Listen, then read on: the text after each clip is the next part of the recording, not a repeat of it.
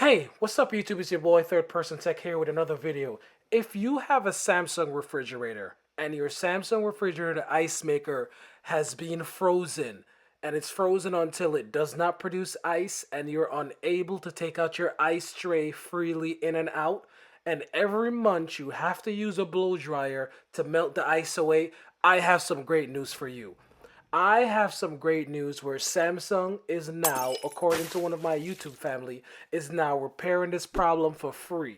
And I'm going to provide you the number to call Samsung.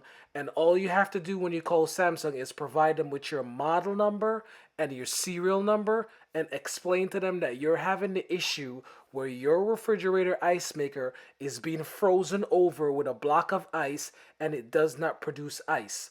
Now, the number to call, I'm going to put it up on the screen right now. Stay until the end of this video.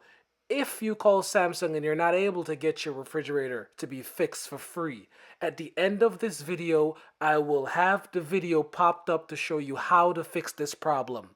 And I will provide the upgraded parts that you need to fix this problem if Samsung is not able to do it for you for free.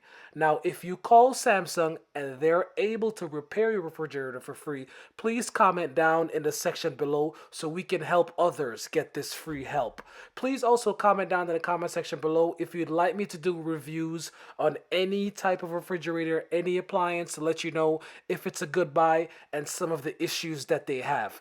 If this video was a help to you, if this video was some great news, please hit the like button and please subscribe to this YouTube channel. Please comment down in the comment section below and let me know, what is your favorite brand of appliances right now in this age?